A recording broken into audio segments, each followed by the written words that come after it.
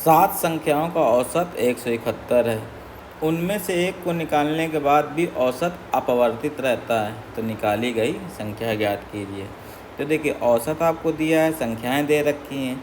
अगर कोई संख्या निकाल दें और औसत अपवर्तित रहता है, तो इसका मतलब जो भी निकाली गई संख्या है उसका जो मान होगा वो क्या होता है, औसत के बराबर ही होगा, यानी कि ऑप्शन क्या हो जाएगा, 171 ही हो जाएगा।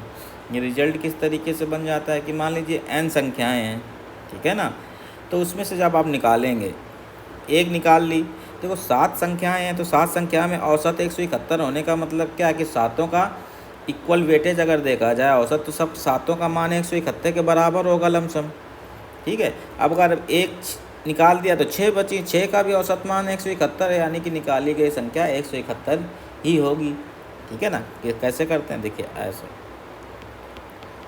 औसत बराबर क्या होता है, औसत बराबर कुल योग बटे संख्या।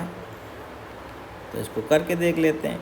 तो देखिए, पहली शर्त क्या है, पहला औसत दिया है 7 संख्याओं का औसत कितना दिया है, यहाँ पे 171 बराबर संख्याओं का यहाँ पे योग हो जाएगा। अगर 7 संख्याएं हैं तो कितना हो जाएगा, 6 और 7, तो योग बराबर क्या हो जाता है, ये हो जाएगा।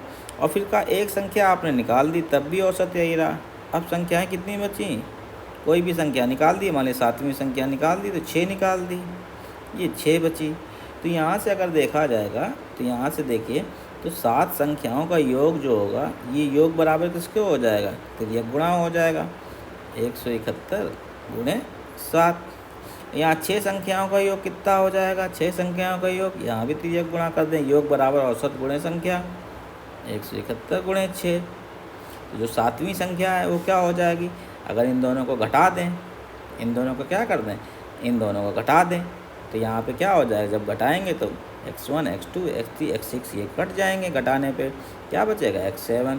तो x7 क्या बचेगा जब घटा देंगे, तो 171 गुणे 7 माइनस 171 गुणे 6, दोनों में से 171 कॉमन ले लेते हैं, तो 7 माइनस 6, ये कितना हो गया, 7 माइनस 6 1, कितना आ गया, 171। तो 7वीं संख्या भी क्या हो गई, 171 आ गई।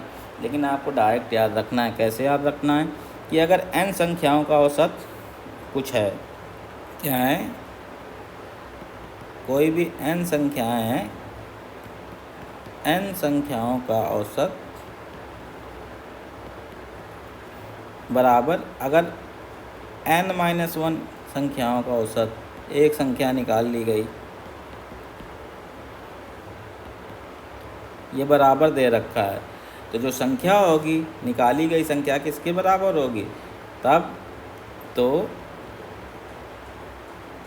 निकाली गई जो भी संख्या होगी वो बराबर होगी किसके, औसत मान के।